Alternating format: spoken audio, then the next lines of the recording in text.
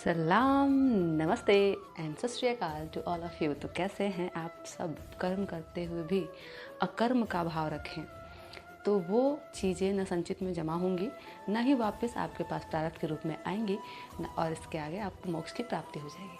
अब वो कर्म कौन कौन से हैं जिसकी वजह से आपको आपके जो कर्म हैं वो संचित में ना जमा हो, वो सीधे आप कृमाण कर्म करें, उसका फल मिले आपको तुरंत और वहीं पर वो कर्म समाप्त हो जाए। तो इसके आगे हम बताते हैं। सबसे पहला कर्म ये होगा कि राग द्वेष या फिर अबोध अवस्था में या फिर बेहोशी की हालत में एक छोटा सा बच्चा है, वो अब वो कौन सा कर्म कर रहा है वो चीज़ें उसको खुद को नहीं पता है। छोटा बच्चा है, उसने अगर आपको काट लिया बहुत ज़ोर से तो उसको भी नहीं पता कि वो क्या कर रहा है, क्यों कर रहा है, कैसे कर रहा है, उसको मालूम ही नहीं है। मतलब उसका अवस्था ही वो नहीं है, वो जानता ही नहीं है कि क्या है। अबोध अवस्था में किया हुआ कर्म, ऐसे जो कर्म होते हैं ना, ये संचित में जमा नहीं होते हैं। और पहली बात, ये क्रिमाण कर्म में आते हैं। और जब इंसान अबोध अवस्था में होता है, मतलब उसको ज्ञात नहीं होता है कि वो क्या कर रहा है, तो उस कर्म का कोई मायने ही नहीं रखता है। मतलब उस कर्म का वो संचित में फल न जमा होगा, न वो प्रारब्ध के रूप में उसके पास आएगा, वो कर्म वहीं पर समाप्त हो जाएगा। तो ऐसे ही आता है राग द्वेष से रहित कर्म। जैसे आप अगर कोई काम कर रहे हैं, उससे ना आपको उसके फल की कोई राग है, ना वो फल ना मिलने का कोई द्वेष है। जैसे आपका कोई इच्छा ही नहीं, बस आप कर्म कर रहे हैं, ईश्वर के लिए कर रहे हैं। जैसे मैं ये वीडियो बना रही हूँ, ये ईश्वर की इच्छा है तो मैं बना रही हूँ, और चाहते हैं तो वो मेरे से बनवा रहे हैं। मैं बना लूँ अपने हिसाब से, ये नहीं हो सकता। तो इस जैसे क्या होता है कि बस आपको कर्म के फल से ना आपका कोई राग हो, ना कोई द्वेष हो। तो ऐसे जो कर्म होते हैं ना, ये संचित में जमा नहीं होते हैं। और जब संचित में जमा नहीं होंगे तो प्रारब्ध के रूप में पक के वापस नहीं आएंगे। और जब वापस नहीं आएंगे तो ये कनेक्शन वहीं पे कट जाएगा। और जब कट जाएगा कनेक्शन तो फिर चीज़ें ख़त्म हो जाएंगी वहाँ पे। तो हमें ऐसे कर्म पूरे जीवन भर सोच विचार के करने पड़ेंगे ऐसा। बट अगर ऐसे कर्म हम करें तो आपको इस जीवन से मुक्ति मिल सकती है।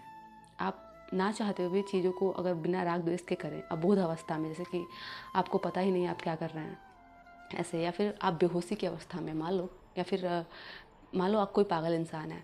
अब वो आप जा रहे हैं रास्ते में, वो आपको गंदी गंदी गालियाँ दिए जा रहा है, आपको चिल्ला रहा है, डांट रहा है, बोल रहा है, कुछ भी कर रहा है। तो वहाँ पे आपको पता है कि वो पागल है, उसको बोलने का कोई मतलब नहीं है। उसको भी नहीं पता है कि मैं क्या कर रहा हूँ, क्यों कर रहा हूँ, क्योंकि उसको खुद को भी ज्ञात ही नहीं है कि वो किस अवस्था में है। तो जो उसका कर्म होगा ना, वो वहीं पे या तो कोई इंसान उसको दया करके उसको छोड़ देगा, या तो कुछ ज़्यादातर लोग मिलके उसको मार पीट दें, तो उसका क्रिमाण कर्म वहीं पे समाप्त हो जाएगा फल देके। और रही बात, वो अभी अबोध अवस्था में है, यानी कि वो पागलपन में है, तो उसको यही नहीं पता कि वो कर क्या रहा है, तो उसका क्रिमाण कर्म वहीं पे शांत हो जाएगा। और उसके आगे उसका जो कर्म होगा ना, वो संचित में नहीं जमा होगा। क्योंकि अगर वो पागलपन की अवस्था में है तो कोई भी उसको दया दिखा देगा या छोड़ देगा, या तो फिर मार के 2-4 लाफा किनारे कर देगा। तो जो ऐसे कर्म होते हैं ना, ये सारी चीज़ें जो कर्म होते हैं, ये संचित में जमा नहीं होते। ये क्रिमाण कर्म तुरंत वहीं पे ख़त्म हो जाते हैं और बात आगे बढ़ती ही नहीं है। तो ऐसे जो कर्म होते हैं वो संचित में जमा जब नहीं होते हैं तो वो प्रारब्ध के रूप में पक के हमारे पास वापस नहीं आएंगे, क्योंकि क्रिमाण कर्म वहीं पे ख़त्म हो गया, वहीं पे उसका फल मिल गया और वो वहीं पे समाप्त हो गया। तो ऐसे होते हैं राग द्वेष से रहित कर्म। और बाल्यावस्था में किए हुए कर्म, जैसे जो बचपन की अवस्था में हम कोई काम कर दे, मान लो हम खेलते खेलते कहीं गिर गए, चोट लग गया, तो हम गिरे, हम खेल रहे थे, हमें गिरे, हमको चोट लगी, कर्म फल देके ख़त्म हो गया। इसके आगे न वो संचित में जमा होगा, ना कोई बात होगी। ऐसे बहुत सारे कर्म हैं जो कि हमारे संचित में जब नहीं जमा होंगे तो वो चीज़ें हमारे पास वापस पलट के नहीं आएंगे।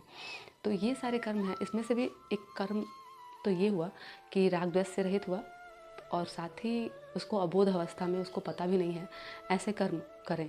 तो नेक्स्ट एपिसोड में मैं आपको इसके आगे की बात भी बताऊंगी कि कौन से ऐसे और कौन से कर्म हैं जिसको करने से वे चीज़ें संचित में जमा नहीं होंगी और वो चीज़ हमारे पास प्रारब्ध के रूप में वापस पक के नहीं आएंगी, तो और हमें मोक्ष की प्राप्ति होगी। तो इसी के साथ मैं वंदना राव लेती हूँ आप सभी से अलविदा। फिर मिलते हैं नेक्स्ट वीडियो में, तब तक के लिए bye bye, take care and सबा खैर, राधे राधे।